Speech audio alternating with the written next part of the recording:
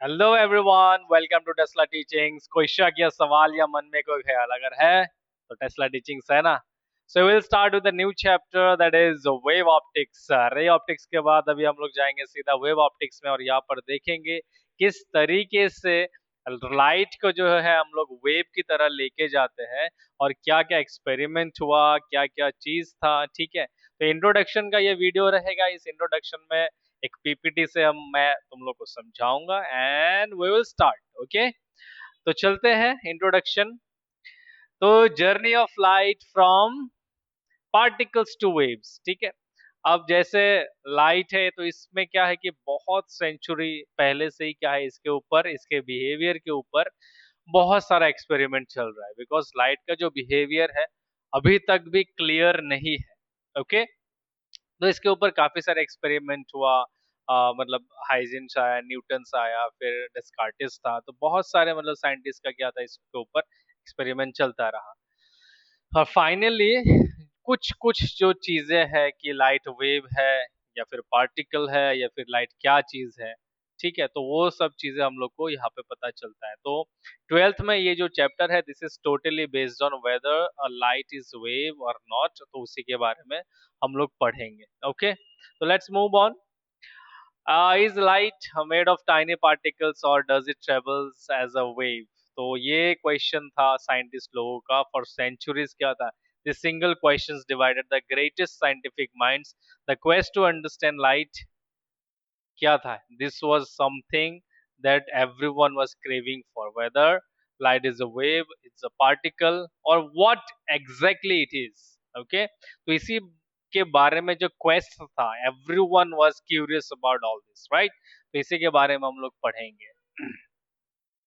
तो the early idea जो था डिस्कार्टिस का इन 1637, बहुत पहले की बात है। तो वहां पे डिस्कार्टिस हमारे एक साइंटिस्ट थे जिन्होंने थोड़ा सा कुछ आइडियाज दिया। रेने डिस्कार्टिस ने क्या बोला कि propose the corpuscular model of light.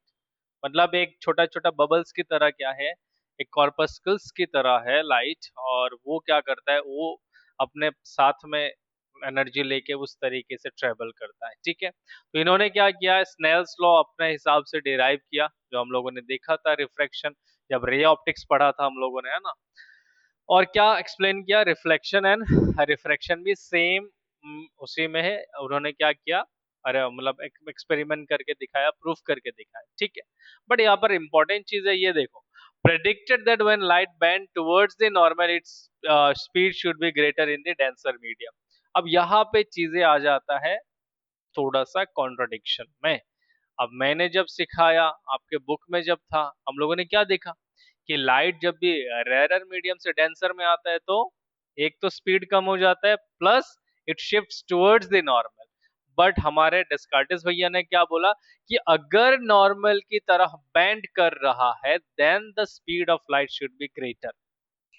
पूरा कॉन्ट्रडिक्शन है, हम लोग जो बोल रहे थे, हम लोगों ने जो सीखा उसी का उल्टा है।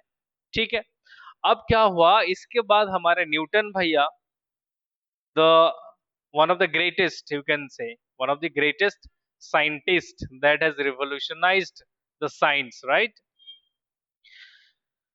तो इन्होंने इस आइडिया को क्या किया, एक्सेप्ट किया।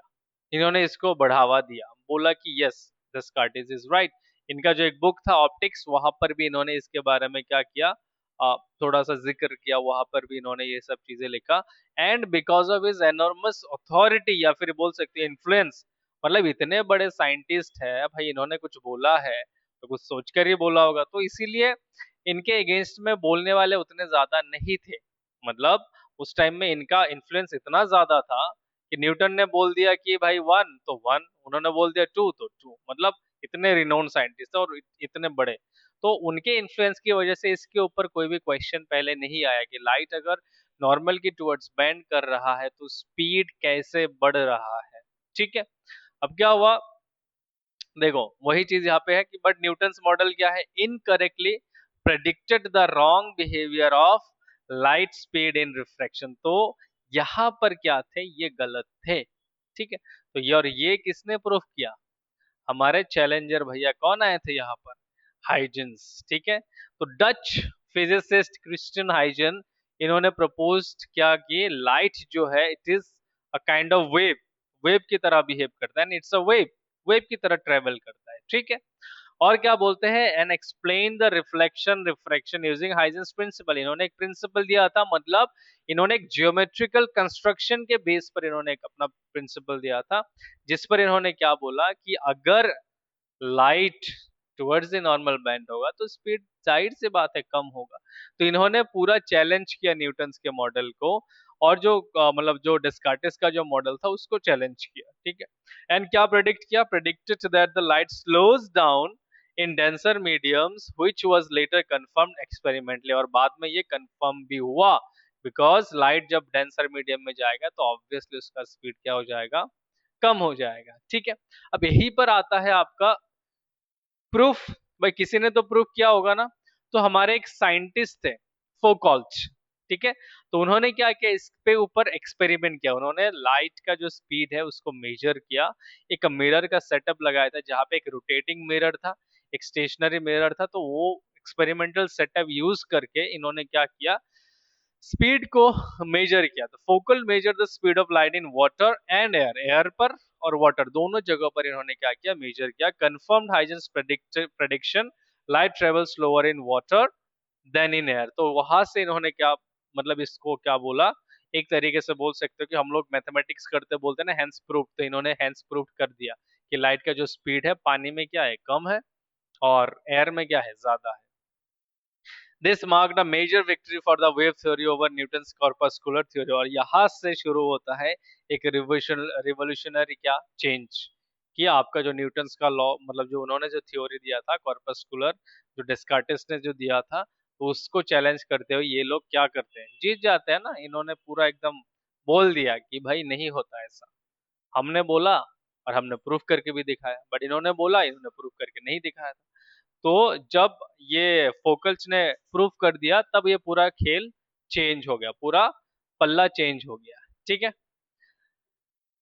यंग्स डबल स्लिट एक्सपेरिमेंट्स, उसके बाद आता है यंग नाम के हमारे साइंटिस्ट। अब नाम यंग था, वो यंग नहीं थे, ऐसा भी हो सकता है ना, बट चलो उधर के जो साइंटिस्ट है उनका नाम ऐसा ही रहता है, पता नहीं क्या क्या नाम रखते हैं ये लोग, हर जगह का अलग अलग नाम रखता है। अब हमारे जगह पे अलग अलग नाम है ना, किसी का मतलब इरशाद है, किसी का तो कुछ दूसरा है ना। तो तो यंग्स डबल स्लिट एक्सपेरिमेंट किया हमारे थॉमस यंग नाम के एक साइंटिस्ट ने। तो उन्होंने जब एक दो स्लिट के अंदर से लाइट को भेजा तो देखा कि जो इनका जो मतलब एक्सपेरिमेंटल था कि वहां पे फ्रिंजेस क्रिएट हो रहे हैं इक्वल, मतलब एक मतलब डार्क एक ब्राइट, डार्क ब्राइट, तो एक्चुअली में क्या था, एक वेव का बिहेवियर था, प्रिंसिपल ऑफ सुपरपोजिशन, या फिर मतलब जो इंटरफेरेंस पैटर्न है वेव का। तो वहां वहां से इनको पता चला कि लाइट तो वेव की तरह भी बिहेव कर रहा है ना। तो देखो, Thomas young demonstrated interference of light, showed that light produces bright and dark fringes, a signature of waves। Wave ऐसा बिहेवियर दिखाता है, बिकॉज जब भी वेव्स मीट करते हैं, अगर मान लो कि फेज में मीट कर रहे हैं, वहां पे ब्राइटनेस होता है, अगर आउट ऑफ फेज मिल रहे हैं तो वहां पे क्या होगा, डार्कनेस। तो ऑब्वियस सी बात है कि अगर दो स्लिट से लाइट जा रहा है तो कहीं अगर ब्राइट डार्क का ये फ्रिंजेस क्रिएट हो रहा है, तो ऑब्वियसली किस इसका मतलब क्या है कि लाइट वेव की तरह भी बिहेव करता है ना। तो फेमस रिमर क्या है, Young taught us to see light as a wave. तो यंग ने क्या बताया था, मतलब यंग ने हम लोग को स्पेशली थोड़ा सा इसको और आगे लेकर क्या बताया था कि जो लाइट है वो वेव की तरह बिहेव करता है, या फिर लाइट वेव है, ठीक है। इसके बाद आता है मैक्सवेल्स सिंथेसिस, ठीक है ना। तो जेम्स क्लार्क मैक्सवेल ने फिर वही इलेक्ट्रोमैग्नेटिज्म का जो है, इलेक्ट्रोमैग्नेटिक वेव का जो कॉन्सेप्ट है वो यहाँ पर लाए थे, ये कि यूनिफाई इलेक्ट्रिसिटी एंड मैग्नेटिज्म और predicted the existence of electromagnetic wave. मतलब जब ये मतलब इलेक्ट्रिसिटी और मैग्नेटिज्म जब कंबाइन होते हैं तो वो भी एक वेव की तरह ऐसा मूव करता है ना। और वहां से प्रेडिक्ट किया था कि जो लाइट है वो भी क्या है, एक तरीके का इलेक्ट्रोमैग्नेटिक वेव है। तो ये इन्होंने भी उस चीज को क्या किया, सपोर्ट किया, ठीक है। और कंक्लूजन क्या बोला, लाइट क्या है, एक इलेक्ट्रोमैग्नेटिक वेव है, जो हम लोगों ने फर्स्ट चैप्टर में ही पढ़ा था, और उसका रेंज क्या है, 450 टू 700 नैनोमीटर के बीच में होता है ना। और द ग्रैंड टाइमलाइन यहाँ पर देख सकते हो, पहले डिस्कार्टिस, फिर न्यूटन, फिर हाइजेंस, फिर यंग, फोकल्ट, मैक्सवेल। तो ईच साइंटिस्ट क्या किया, इन्होंने अपना कंट्रीब्यूशन दिया, a piece turning light from a mystery into one of the pillars of modern physics. अगर ये चीज नहीं पता होता तो सोचो हम लोग कहाँ होते हैं ना। हम तो सोचते ही नहीं है कि लाइट एक्चुअली में क्या चीज है। तो ये चीज हम लोग को सोचना चाहिए। एक्चुअली देखो, बच्चों को ना थोड़ा सा कॉन्सेप्चुअल होना जरूरी है, and they should open their minds. अपना दिमाग खोल के चीजों को देखना चाहिए। अब मैं साइंस का अगर स्टूडेंट हूँ तो साइंस अगर मेरे सराउंडिंग में है तो मुझे उस चीज को देखना है, उसके कॉज को देखना है, उसके लॉजिक्स को देखना है ना।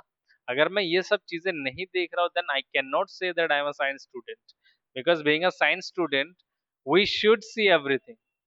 हर चीज के पीछे क्या चीज है बैकग्राउंड, वो चीज देखना चाहिए ना। सो आई होप आपको इंट्रोडक्शन थोड़ा सा समझ में आ गया होगा कि हम लोग किस वे में जा रहे हैं। हम लोग लाइट को एज ए वेव क्या कर रहे हैं दिखाने की कोशिश करेंगे यहाँ पर। जो जितने भी साइंटिस्ट हैं उनके एक्सपेरिमेंट्स जो है टॉपिक्स, यहाँ पर हाइजेंस का प्रिंसिपल हम लोग ज्यादा एम्फेसिस करेंगे, यंग्स के प्रिंसिपल मतलब यंग का जो आपका डबल स्लिट एक्सपेरिमेंट था उसके ऊपर भी हम लोग क्या करेंगे, एम्फेसिस करेंगे, ठीक है।